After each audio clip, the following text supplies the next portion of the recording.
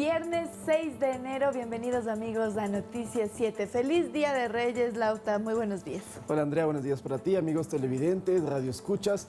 Me imagino que los Reyes Magos ya pasaron por tu casa, Andrea, y nos traerás entonces la famosa y deliciosa rosca de Reyes, que por cierto tiene la tradición de que se la comparte y a quien le salga la corona del rey el próximo año tiene que entonces volver y comprar y entregarle a todos sus compañeros y amigos o familiares. Así que estamos muy a la espera de la rosca aquí en Noticias 7.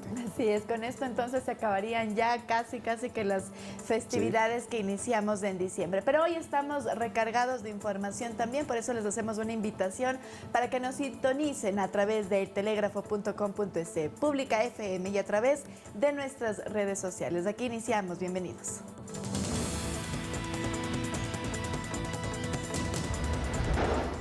Asamblea aprueba la Ley de Seguridad Integral que reforma varios cuerpos normativos del Código Penal.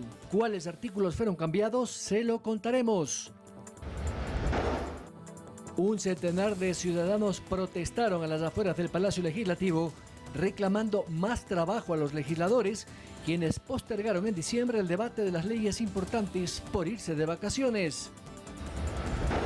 El Consejo Nacional Electoral propondrá al gobierno que se decrete feriado día libre el lunes 6 de febrero en vista del largo proceso de escrutinio que tendrán los miembros de las juntas receptoras del voto. En deportes, la temporada 2023 del fútbol ecuatoriano ya tiene fecha de inicio, el viernes 24 de febrero, donde el balón empezará a rodar en las canchas. En lo internacional, Rusia abre un alto al fuego unilateral en la guerra con Ucrania entre el 6 y 7 de enero, al celebrarse la Navidad Ortodoxa. Aunque el gobierno de Kiev no se ha pronunciado, se espera que la mediación de Turquía detenga los combates por 2 días. Iniciamos contándoles que la Asamblea Nacional logró aprobar la Ley de Seguridad Integral que reforma 9 cuerpos legales. ¿De qué se trata? En la siguiente nota le contamos. Con 117 votos a favor y 4 abstenciones, la Asamblea Nacional aprobó en segundo debate la Ley de Seguridad Integral, una propuesta que reforma 9 cuerpos legales e incluye parte de las propuestas enviadas por el Ejecutivo en materia de seguridad. Sumamente importante que el día de hoy concentremos este debate sobre todo en fortalecer esa débil institucionalidad que arrastramos en materia de seguridad. Entre otras cosas, la reforma incluye un rediseño de la institucionalidad del Sistema Nacional de Rehabilitación Social. Además, reformas al Código Integral Penal para sancionar con más fuerza las extorsiones de bandas a locales comerciales, así como el reclutamiento de menores de edad por parte de organizaciones delictivas. Y también hemos incorporado mecanismos que facilitan la destrucción de la droga y que incluso permiten que las Fuerzas Armadas acompañen en el transporte de la droga para que no sean víctimas de asaltos. El debate de este proyecto había quedado pendiente desde antes de la vacancia legislativa y hoy pasará al veto del Ejecutivo. Andrea Orbe, Noticias 7.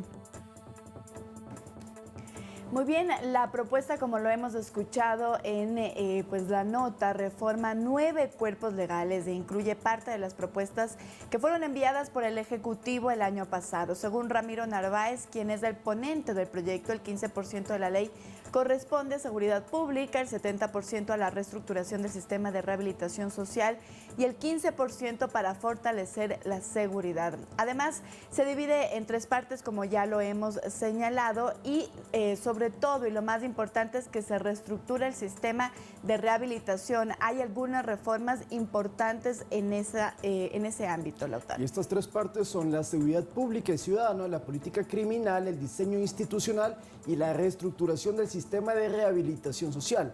La primera gran reforma es que otorga al Servicio de Atención a Personas Privadas de la Libertad, el SNAI, el rango de ministerio.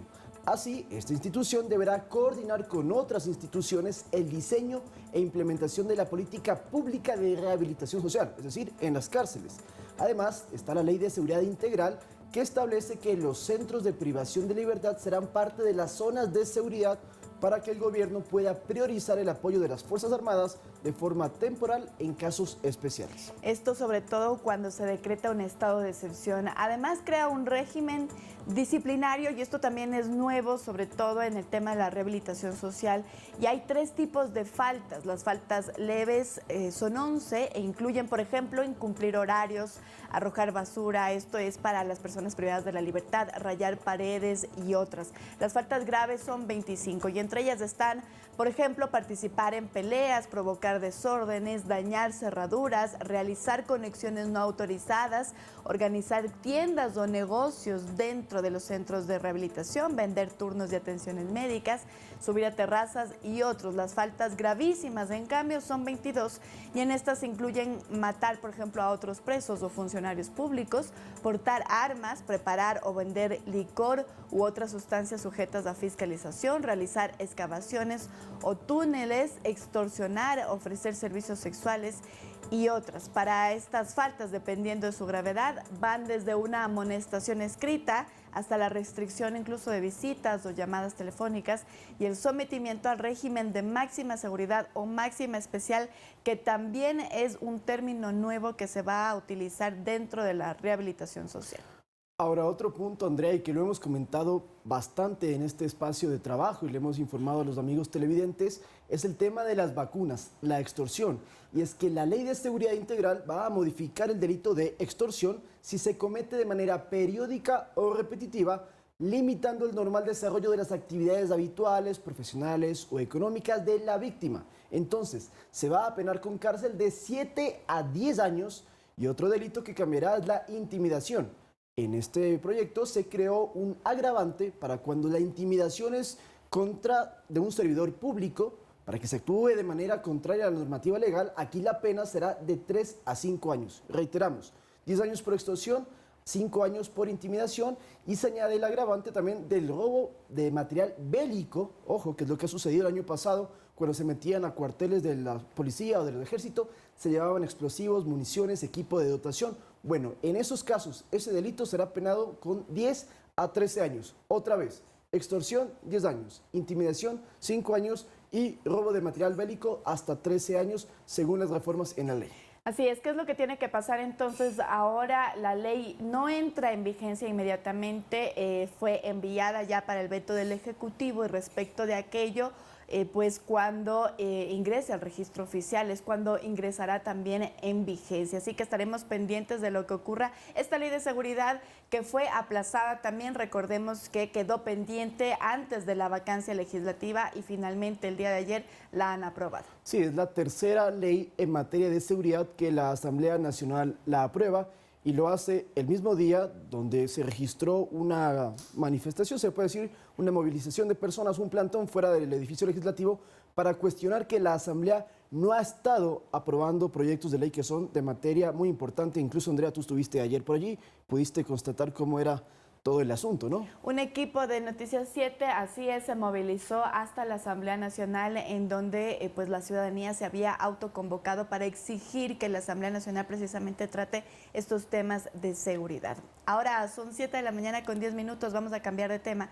Les contamos que el presidente de la Central Única de Trabajadores CUT, Richard Gómez, asumió el despacho del Instituto Ecuatoriano de Seguridad Social como representante de los trabajadores en el Consejo Directivo. Veamos.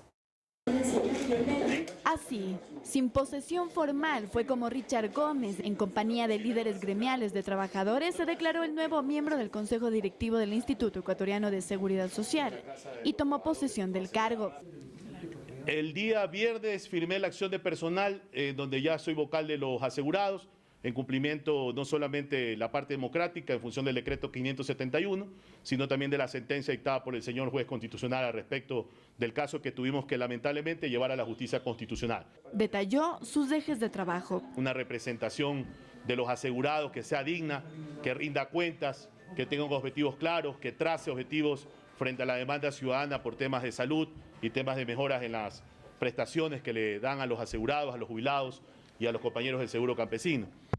Primero, el decirles y el ratificar nuestro compromiso de trabajo. La posesión se lleva a cabo después de que representantes del Frente Popular acudieran el pasado 3 de enero hasta la Fiscalía General del Estado para denunciarlo por supuesta simulación de funciones. El contestarle a los compañeros de las otras centrales sindicales que vienen despotricando mediante el abuso del derecho con algunas acciones de protección que las vienen perdiendo. Ya esto está ejecutoriado, ya está firmada la acción de personal, estamos tomando justamente posesión del despacho. Mientras tanto, el FUD intenta que sean sus candidatos Ramiro García y Ramiro Beltrán los calificados y posesionados con intervención de la justicia. Andrea Orbe, Noticias 7. Todo a ver, el IES tiene este consejo directivo integrado por 3 personas. Un delegado del presidente, que en este caso es Alfredo Ortega, y quien es el que preside a este comité. Uno de los empleadores, que en este caso es María de los Ángeles Rodríguez. Ella fue nombrada por unanimidad, no hubo ningún inconveniente en su designación. Y otro de los trabajadores, que es donde hay este problema, Richard Gómez, que pertenece al CUT, pero Ramiro García, que está promovido por el FUT, y no reconocen a Gómez.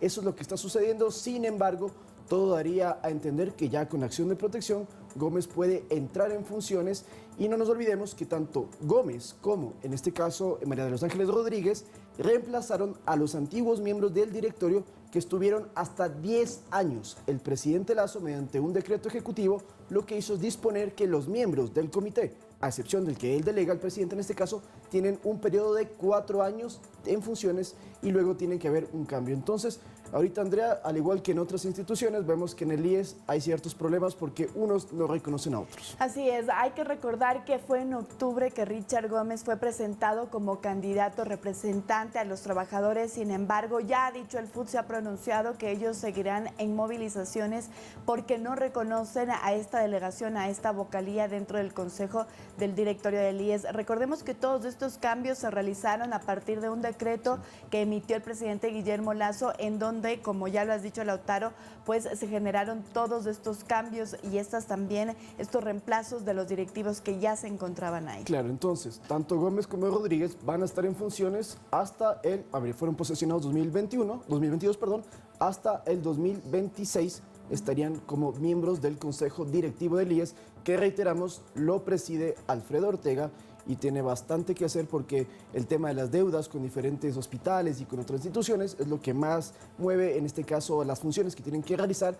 Por eso, dicen los empleadores, que se espera encontrar ya una solución y que puedan entrar en funciones los miembros ya definitivos. Muy bien, Veremos con esto vamos a cambiar de tema y les contamos ahora que el presidente Guillermo Lasso participó de la inauguración de un tramo de la vía en Monte Sinaí, en Guayaquil. Además, visitó sorpresivamente un hospital de la localidad y también asistió a un evento de créditos hipotecarios. El presidente Guillermo Lasso cumplió agenda en Guayaquil. Aquí participó del evento de inauguración de un tramo de la vía en Monte Sinaí. Son 4.5 kilómetros y la inversión ha sido de 8.4 millones. La obra, que inició en marzo del 2021 y finalizó el 23 de diciembre del 2022, beneficia a miles de habitantes del sector.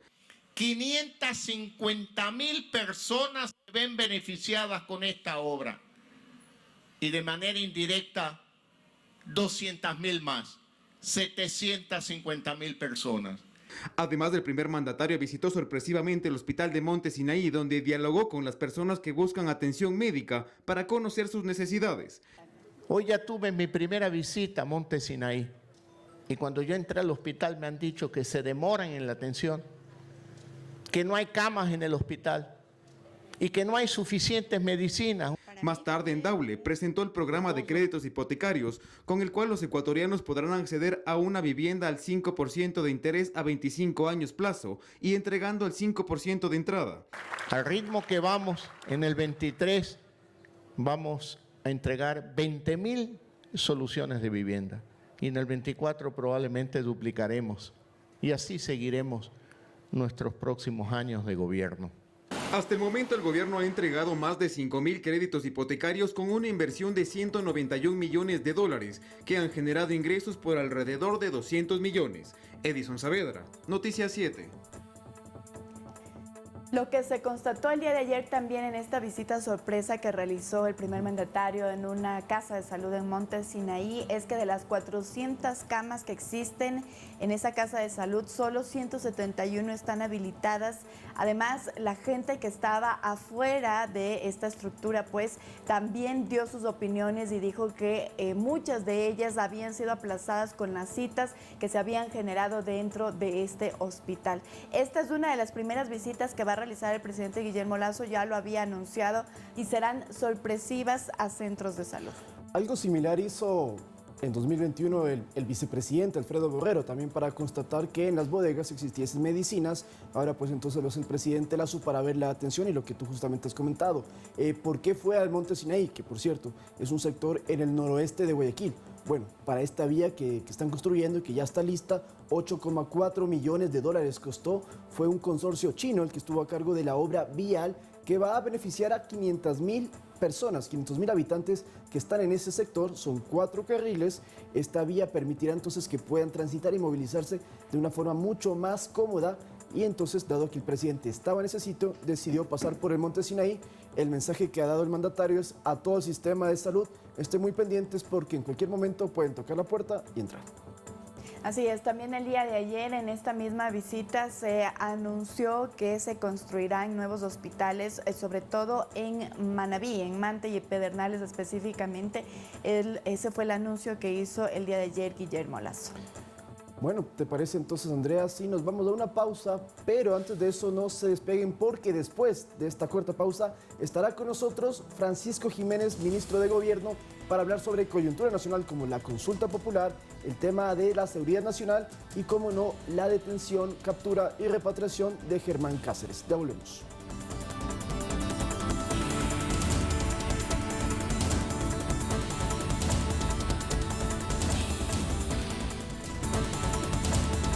7 de la mañana con 19 minutos, como lo habíamos anunciado, ya se encuentra conectado vía Zoom el ministro de Gobierno, Francisco Jiménez. Hablaremos con él de varios temas de coyuntura nacional. Muy buenos días, ministro. Muchísimas gracias por su conexión a Noticias 7.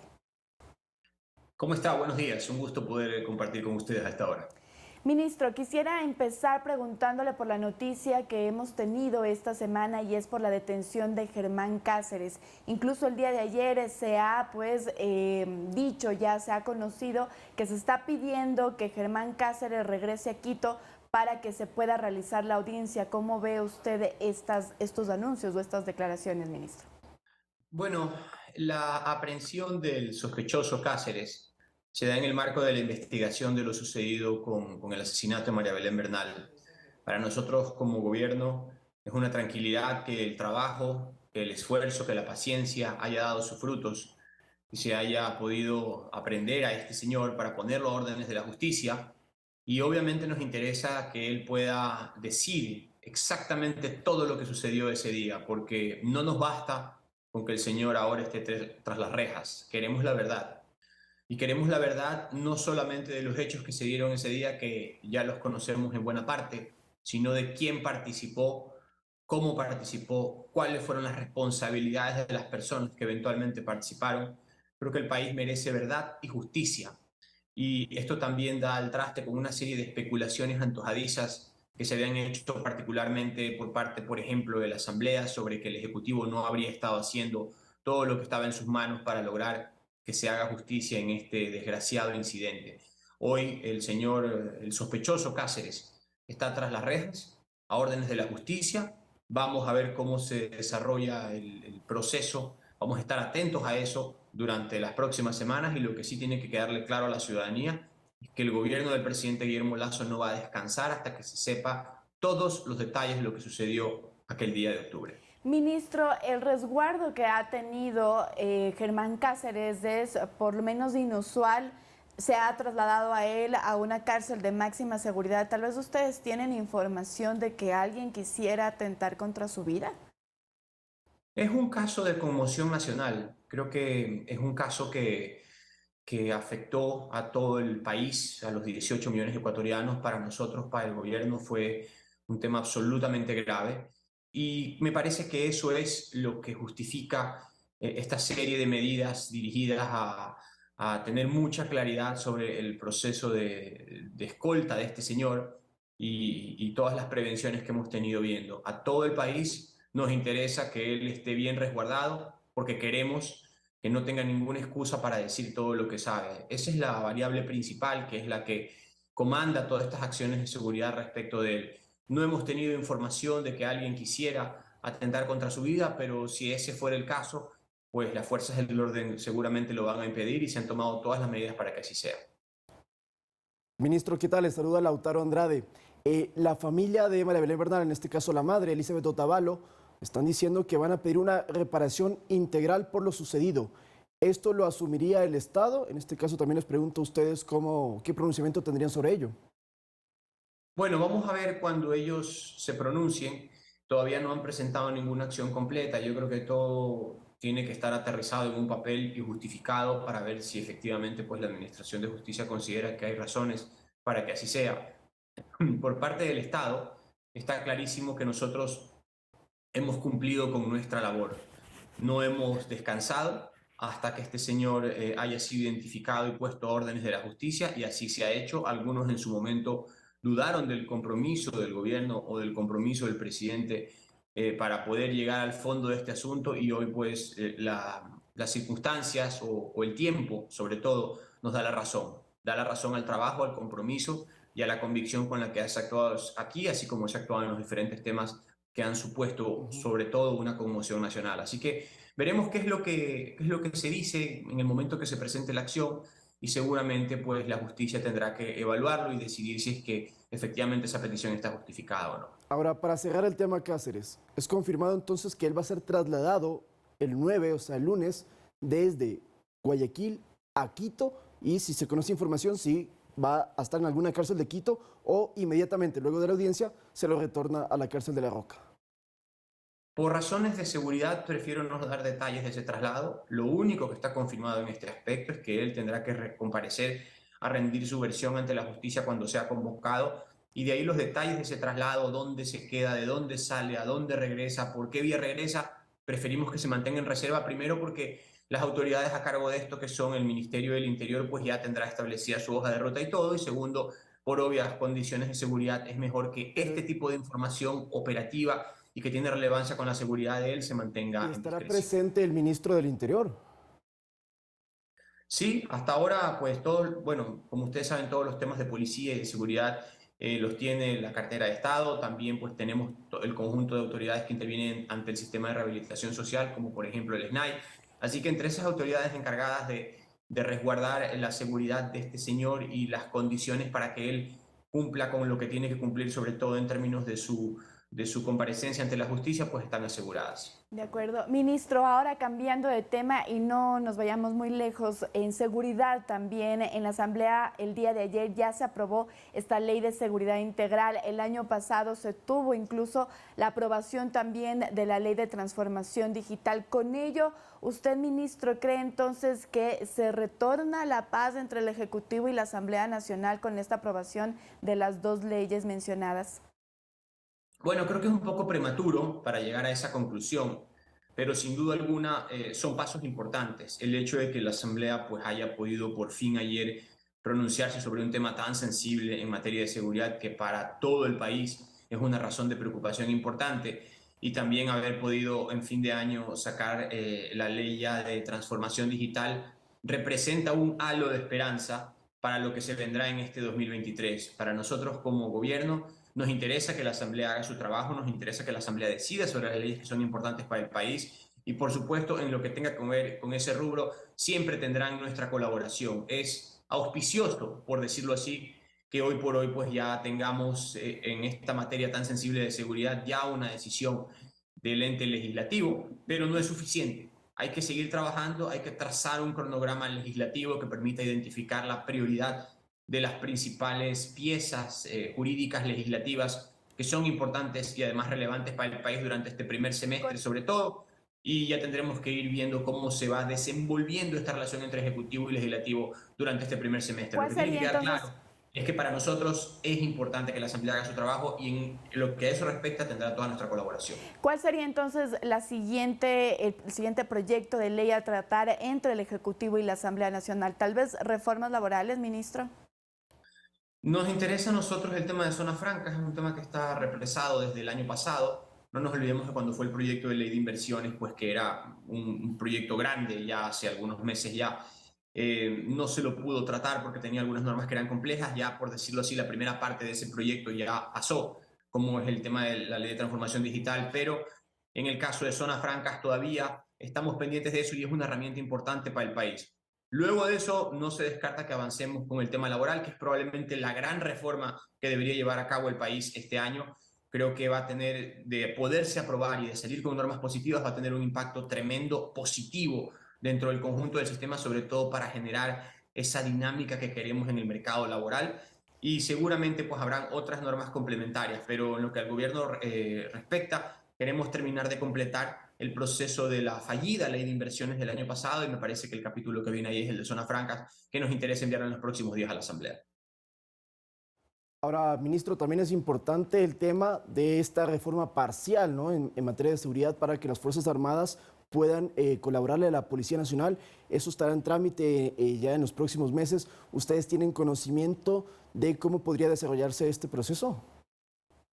Sí, nosotros estamos claros sobre ese proceso. Hay que decir que el tema de seguridad pues, es fundamental porque es el principal problema que tiene el país actualmente. Allí no nos olvidemos también que tenemos la consulta popular, que tiene tres partes. La una es en materia de seguridad, la otra en materia de institucionalidad y la otra en materia de ambiente. Y respecto de eso, pues en el momento que ya se prevé la consulta popular, como esperamos que así sea ahora a comienzos de febrero, pues tendremos ya todo un entramado de normas, de disposiciones jurídicas, de aplicaciones que tienen que ser aterrizadas por la Asamblea Nacional, que seguramente nos van a permitir tener muchos mejores resultados entre mediados y finales de este año. Lo que tiene que estar claro es que todos los ecuatorianos tenemos que estar unidos en el combate a la inseguridad. Esto no se trata de politiquería, ni que el uno piensa una cosa y que el otro piensa otra. Ningún ladrillo puede quedar sin usar en materia de seguridad. La infraestructura, los recursos humanos, las capacitaciones, las capacidades, el rol de la Policía Nacional, el rol de los municipios, el rol de las Fuerzas Armadas, el rol del Estado Central, tienen que ir todos juntos a confluir hacia un mismo espectro que significa trabajar en contra de la inseguridad y sobre todo en contra del crimen organizado transnacional. El gobierno está convencido de que esa es la gran lucha que tiene el país durante este año particularmente y nosotros esperamos que los diferentes poderes del Estado también lo entiendan así. Ahora, ayer dijo el presidente de la Asamblea, Virgilio Saquicela, que ellos pueden aprobar leyes, pero si el gobierno no destina recursos para fortalecer a la policía, poco se puede hacer. Primero quisiéramos conocer qué opina usted sobre esto y segundo, también ha dicho Saquicela que les hace un llamado a ustedes para volver a dialogar. Bueno, nosotros hemos destinado ya 358 millones que están en la proforma para este año en materia de seguridad, para capacitaciones, para recurso humano. No nos olvidemos que hemos aumentado 10.000 efectivos desde el año pasado a este año, que eran 42.000 efectivos, ahora estamos en 53.000. Hay otros 6.000, 7.000 que ya están en proceso de preparación. El presidente de la República mismo ha visitado los diferentes cuarteles para ver cómo nos estamos preparando.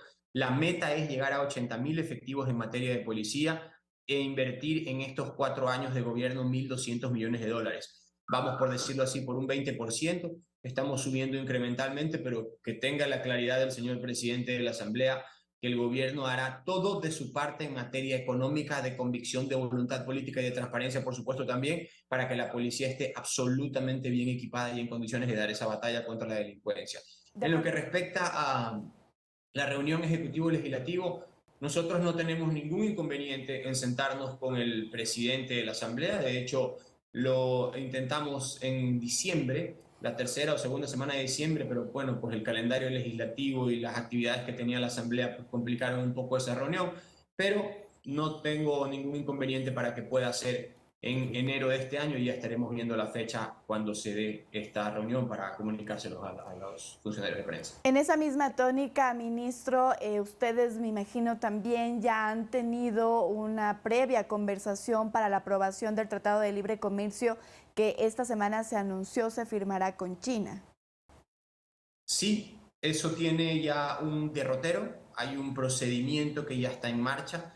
Hay una comisión que la preside Juan Fernando Flores de estos asuntos internacionales, que es la que tiene que estar encargada de redactar el informe respecto del tratado. ¿No hay riesgo, Consideramos que es entonces, algo sumamente beneficioso para el país porque nos da acceso a un mercado de 1.200 millones de almas y eso es extraordinario para el Ecuador? Se han cuidado que los diferentes sectores que forman parte de nuestra economía en el Ecuador, sabiendo que somos economías asimétricas, porque la economía china pues, es un monstruo comparada con nuestra economía no local. hay riesgo de que no se... Ahí, No hay pero riesgo, estamos entonces, por muy buen camino. ministro, eso mismo. Entonces, ¿no hay riesgo de que no se aprobase este Tratado de Libre Comercio dentro de la Asamblea Nacional? En la vida siempre hay riesgo de algo, pero nosotros tenemos confianza en que la Asamblea sabrá actuar con responsabilidad frente al pueblo ecuatoriano. Las cosas van bien, van por buen camino. El tratado está suscrito, tiene que ser refrendado por la Asamblea Nacional. Hay una comisión que ya está encargada del tema, así que esperamos nosotros que en los próximos meses este proceso se encuentre ya concluido para beneficio del Ecuador y sobre todo los 18 millones de ecuatorianos. Ahora, ministro, hablemos de la consulta popular y hay un tema muy álgido en cuanto al Consejo de Participación Ciudadana y Control Social, que por cierto, los actuales consejeros están en esta diatriba de si son destituidos o no, inclusive se ha hablado de que el gobierno los apoya, no los apoya, etcétera. Ministro, para que quede muy claro, vamos a votar el 5 de febrero por los candidatos al nuevo Consejo. Pero también hay una consulta popular el propio 5 de febrero que lo que nos dice es que podemos decidir que sea la última vez que los ecuatorianos votemos por ellos y la siguiente sea mediante la Asamblea. La duda que se tiene en la población es que estos consejeros que la gente vote van a poder ser posesionados en el caso que gane el sí y sea la última vez que se vote por ellos en las urnas. Sí, eso va a ver que va a ameritar una figura de transición. En el evento de ganar la consulta popular, como esperamos que gane, los consejeros que serán votados en la elección del 2023 tendrán que someterse a un régimen de transición para saber cuánto es el tiempo que les toca estar en funciones hasta que el nuevo régimen se implemente. No nos olvidemos que una vez que la ciudadanía se pronuncie en la consulta popular sobre las 8 preguntas que tenemos y en el evento de ser afirmativa, como esperamos que así sea, viene un periodo de implementación de esa decisión, en particular en lo que tiene que ver con el Consejo de Participación Ciudadana, porque allí, de aprobarse la pregunta, se requiere la reforma de al menos una veintena de disposiciones constitucionales que van a requerir un desarrollo normativo y legislativo. Por lo tanto, la Asamblea tendrá que establecer un régimen de transición que será de unos 3 a 6 meses para que el nuevo sistema esté en funcionamiento. Lo que está claro es que estamos hablando de un cambio importantísimo, porque ya no será el Consejo de Participación Ciudadana el que designe a las autoridades, ni siquiera a sus propios consejeros, sino un sistema combinado que involucra escrutinio público, acceso público, participación interinstitucional para la promoción de ternas y luego la decisión final a partir de una terna enviada por el presidente por parte de la Asamblea. Tendrá que haber un régimen que permita pasar de un sistema a otro y eso sucederá inmediatamente después de que concluya la consulta popular en el evento, como esperamos que se dé el sí. Y es que hay varios comentarios, porque por ejemplo uno de los candidatos al Consejo de Participación es el abogado Eduardo Franco Lor, que fue abogado de Jorge Glass. Sí, es correcto y está en su derecho de postularse. Al fin y al cabo, al día de hoy, no existen razones para que los miembros del Consejo de Participación no se postulen, pero el día de mañana la cosa no va a ser necesariamente igual, porque la ciudadanía se va a pronunciar y en función de ese pronunciamiento tendremos que migrar hacia otro régimen donde ya no se trata de que el CPCCS elija las autoridades, sino un conjunto de instituciones que supondrán una serie de cambios normativos para el país. Muy bien, ministro. Quiero cambiar ahora de tema porque se ha conocido también esta semana que el presidente dará un anuncio sobre la reducción de impuestos al consumo especiales para la importación de armas. ¿Cuándo será esto y en qué consistirá, ministro? Bueno, eso lo definirá el señor presidente de la República. Ya hay unos estudios que se han realizado. Es un tema que le hemos venido dando vuelta durante algunos meses. Forma parte de una serie de decisiones que tienen que tomarse en materia de seguridad. Aparte que forma parte también de nuestra visión respecto del panorama impositivo en el país, que tiene que irse reduciendo a medida que la economía vaya mejorando.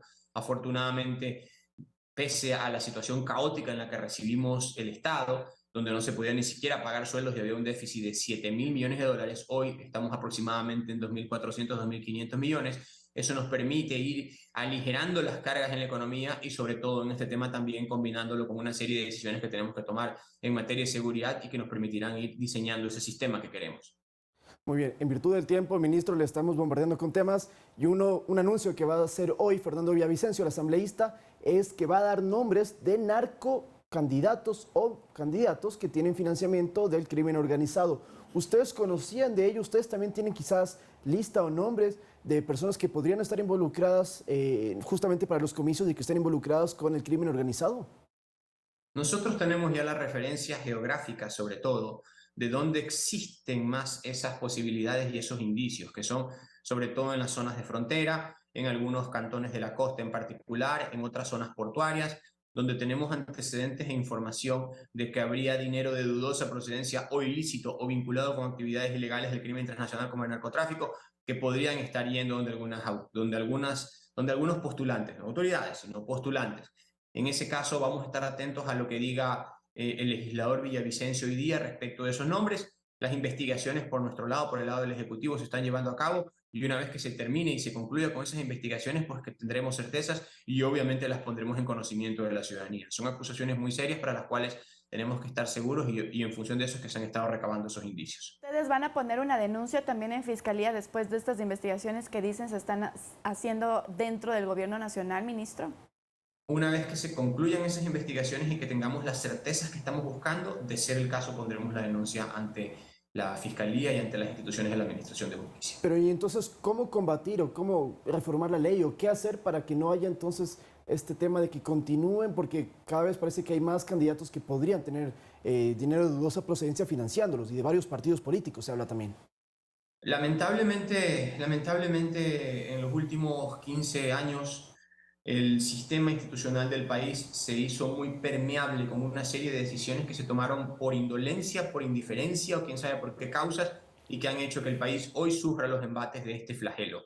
Nosotros hemos ido cerrando esas fisuras, hemos ido rediseñando una institucionalidad que tenga mucha más fuerza a la hora de combatir el narcotráfico y el crimen organizado transnacional. No es un proceso sencillo, no es un proceso que requiere tiempo, pero en el cual están trabajando todas las instituciones del Estado, a cuya cabeza está el señor presidente de la República, que hasta decidió la creación de una Secretaría de Seguridad para que articule todas estas acciones. Es decir, estamos moviéndonos, estamos trabajando, no son temas que se hacen de la noche a la mañana, pero quiero que los ecuatorianos tengan la seguridad que así como sucedió en el caso Bernal, no vamos a descansar hasta que el país vuelva a ser un país de paz como siempre lo fue. De acuerdo, 7 de la mañana con 40 minutos. Muchísimas gracias, ministro, por su conexión a Noticias 7. Gracias y buen día. Muchas gracias a ustedes y siempre un gusto poder comparecer ante sus cámaras. Conversábamos con el ministro de Gobierno Francisco Jiménez y es momento ahora de una nueva pausa, amigos, pero quédense porque al retornar les contaremos que las elecciones seccionales del 2023 registran un menor número de figuras de farándula en la papeleta. Ya volvemos.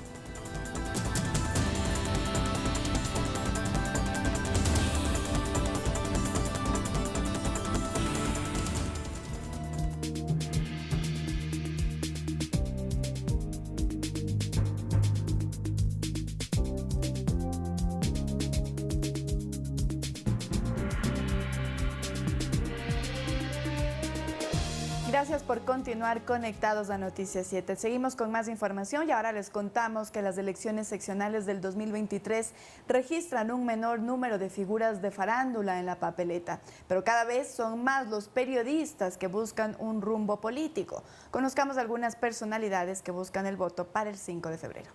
Eder Calderón La Roca. ¿Se acuerda que en años pasados los personajes más populares de la televisión aparecían en las elecciones, impulsados por los partidos políticos? Ahora este fenómeno ya no se observa tanto. Los personajes de farándula o las personas que se dedicaban al tema de la cobertura de farándula han sido relegados en los últimos tiempos por dos motivos. El primero es porque las instancias de la administración pública, sean estas en los comicios nacionales o seccionales, cada vez demandan mayor cantidad de técnica al momento de ejercer la administración y además la crítica generalizada como segundo punto que se ha tenido a las organizaciones políticas a efectos de candidatizar a estos personajes de farándula En todo caso, podemos mencionar a cantantes, actrices y modelos que participarán en estos comicios, como por ejemplo María Fernanda Ríos, Gerardo Mejía, Amparo Guillén, Catherine Belastegui y Carolina Ramos. Y en cuanto a candidatos vinculados al deporte, tenemos a exfutbolistas con aspiraciones a cargos de elección popular,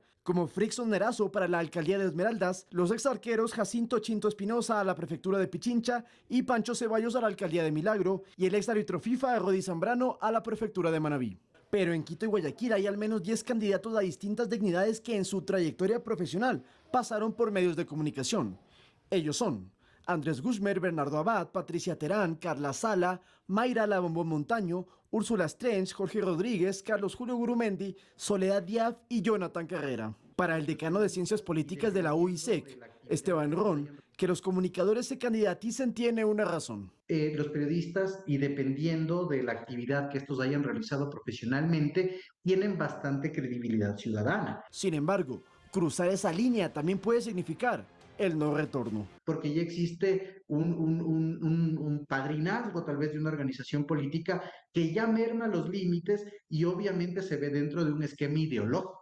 Entonces la objetividad se ve mermada. Sean conocidos o no, tenga presente que en su voto está la dirección de su ciudad y provincia para los próximos 4 años. En el aplicativo móvil del CNE están subidos los planes de trabajo de todos los postulantes a los comicios. Infórmese y vote por el que considere mejor. Lautaro Andrade, Noticias 7. Continuando con los temas electorales, el Consejo Nacional Electoral analiza la propuesta de que el 6 de febrero sea un día de descanso recuperable. Argumentan que el conteo de votos podría tomar entre 10 a 11 horas y los miembros de las juntas receptoras tendrían problemas con sus labores cotidianas al siguiente día. 18 millones de ecuatorianos acudirán a las urnas este 5 de febrero para elegir alcaldes, prefectos y otras autoridades locales, así como los vocales del Consejo de Participación y también la consulta popular. Por ello, el Consejo Nacional Electoral analiza solicitar al gobierno que el 6 de febrero sea un día de descanso recuperable. Más que feriado, pensaríamos en un día de descanso, ¿verdad?, para el país, pero recuperable. Lo estamos analizando. El objetivo, dicen, es resguardar la seguridad física de los miembros de las juntas receptoras, ya que ellos serán los encargados de contabilizar los votos, sobre todo cuando hay más de 30.000 candidatos. La seguridad es precisamente en que la hora de salida de los miembros de las juntas receptoras del voto no sea 2 o 3 de la mañana como se podía haber pasado, sino antes de la medianoche. Las autoridades electorales están preocupadas por cómo los miembros de las mesas regresarán a sus casas. Por ello también se analiza solicitar que se extiendan los horarios del transporte público. Hablar con el servicio de transporte de los municipios de que, por ejemplo, el trole acá trabaje hasta más tarde, más allá de las horas previstas. Son cosas que todavía estamos madurando. Otro argumento es que las escuelas y colegios son recintos electorales y si el escrutinio toma mucho tiempo, las instalaciones no estarán listas para recibir a los estudiantes al día siguiente. A los miembros de las juntas receptoras del voto se les pagará $40 por su jornada el día de los comicios. Edison Saavedra, Noticias 7. Aclaramos, está bajo análisis. Todavía el CNE no se ha pronunciado y no ha dicho que va a haber vacaciones, que tampoco serían, sino sería recuperable en ciertos casos. Lo que sí sucede es que, sobre todo en los colegios, cuando son recintos electorales, al día siguiente pues no tienen clases. Eso ha sido algo de toda la vida. Se está analizando entonces que todo ecuatoriano que acuda a las urnas al día siguiente pueda descansar. Veremos qué sucede en los próximos días. Muy bien, con esto nos vamos a una nueva pausa, amigos, pero quédese porque al retornar le tenemos noticias de Richito Carapaz. Se viste de rosa el pedalista carchense y ya estrena indumentaria con su nuevo equipo, el EF Education Easy Post. Ya volvemos.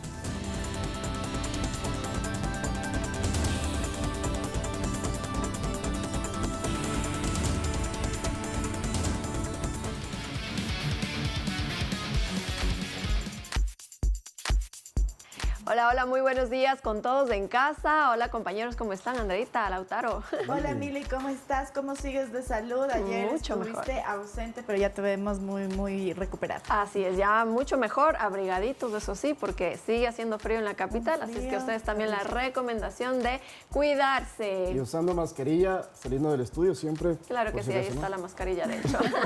Muy bien, vamos a iniciar con noticias deportivas. ¿Cuándo inicia el campeonato nacional? Bueno, ya hay fecha. el viernes 24 de febrero será el inicio, el pitazo inicial de la Liga Pro Serie A, mientras que la Serie B, en cambio, empezará el 14 de marzo. El calendario, en cambio, con las fechas, se conocerá este 24 de enero y se dará a conocer desde la ciudad de Manta. Ok, o sea, faltan casi 2 meses, digamos, para el inicio. El 24 de febrero, sí, un poquito más de un mes, digamos. Pero bueno, con esto ya también habrá que ver qué pasa un poco con los equipos, cómo se terminan de definir estos fichajes. Hay un poco de polémica también con este aumento de extranjeros en cancha. Hay que ver qué pasa con eso, porque la Asociación de Futbolistas de Ecuador ha dicho que si no tienen una respuesta de la Federación Ecuatoriana de Fútbol al respecto de su reclamo, porque creen que afecta realmente al mercado de futbolistas ecuatorianos, podría haber incluso una paralización. Así, bueno, es que lo importante es que se promueva a los jóvenes. Y es que hablando de jóvenes, Mili, se viene el Sudamericano Sub-20. Así es, y tenemos ya a los convocados para este Sudamericano que se jugará en Bogotá y en Cali, en el país vecino de Colombia.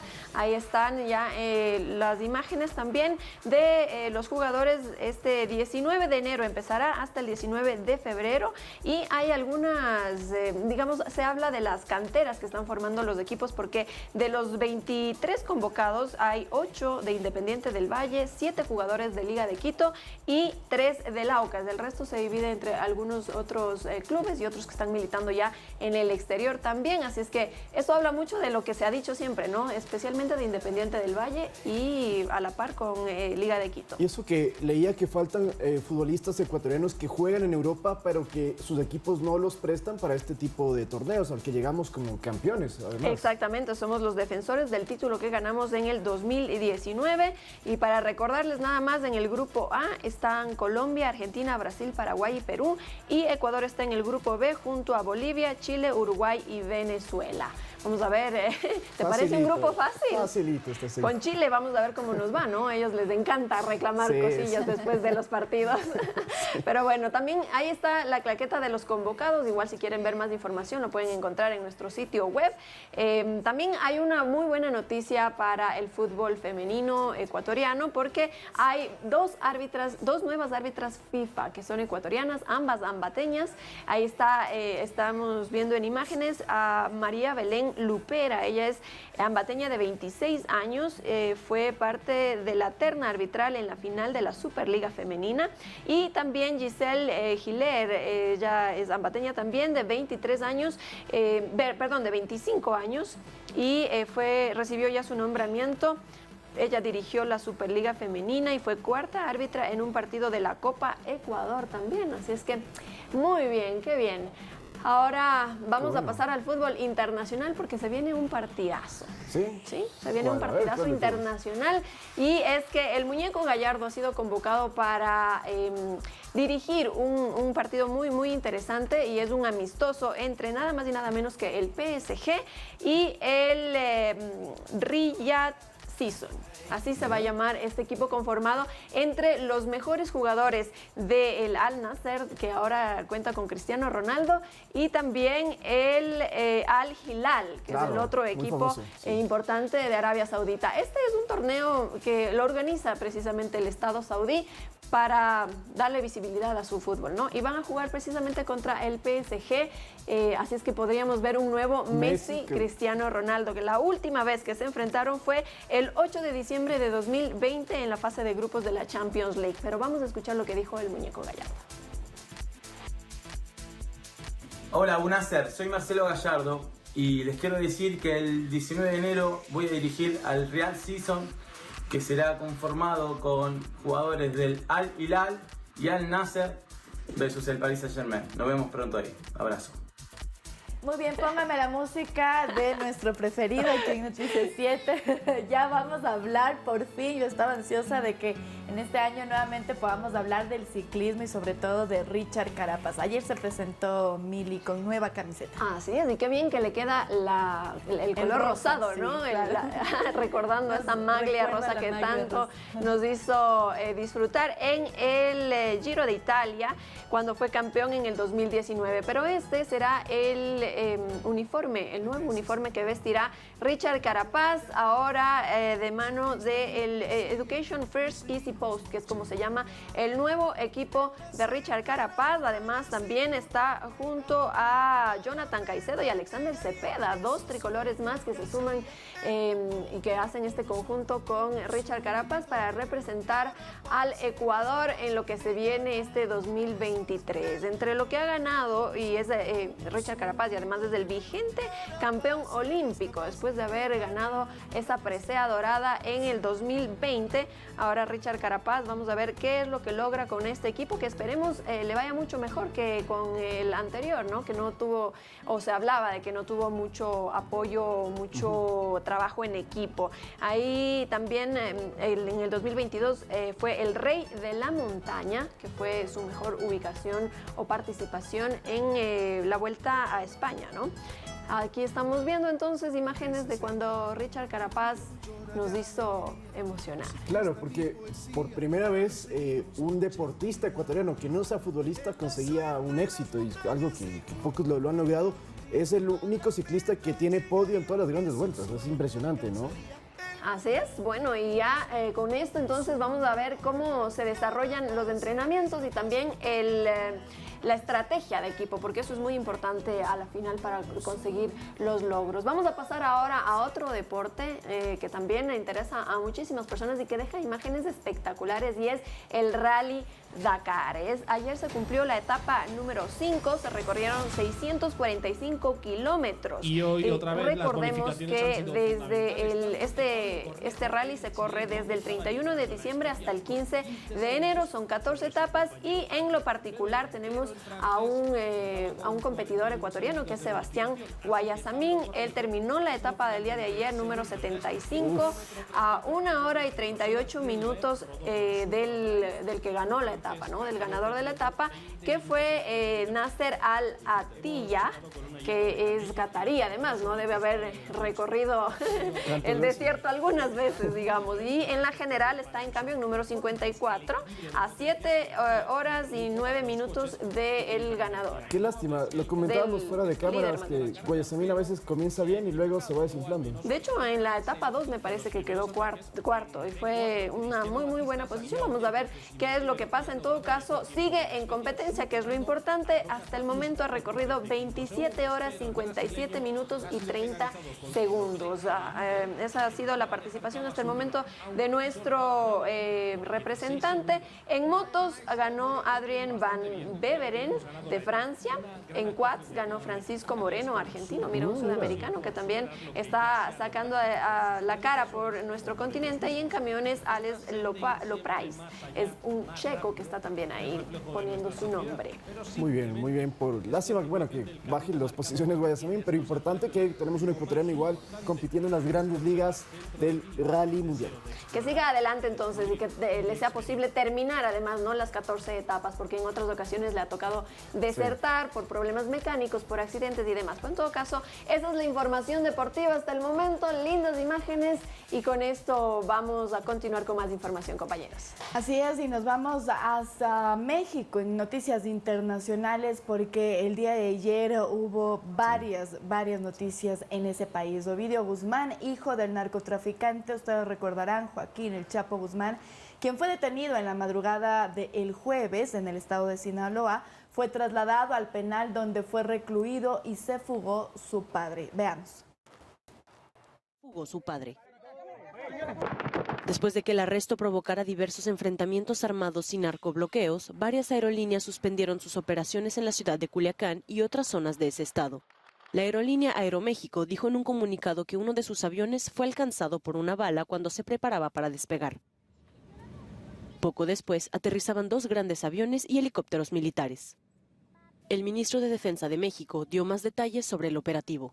Citada detención fue derivada de 6 meses de trabajos de reconocimiento y vigilancia en el área de influencia de este grupo criminal, donde se tenía conocimiento que llevaba a cabo sus actividades ilícitas. Cabe hacer mención que esta detención representa un golpe contundente a la cúpula del poder del Cártel del Pacífico, Sin embargo, el arresto de uno de los hijos más buscados del narcotraficante más peligroso de México desató varias polémicas políticas. Mientras que el gobierno mexicano consideró la operación como un gran logro, la oposición denunció la fallida estrategia de seguridad tras la detención del narcotraficante. Muy bien, esto ocurre solo a 4 días de que Joe Biden, el presidente de Estados Unidos, visite ese país. Y con esta información nosotros nos despedimos, amigos, que tengan una excelente jornada.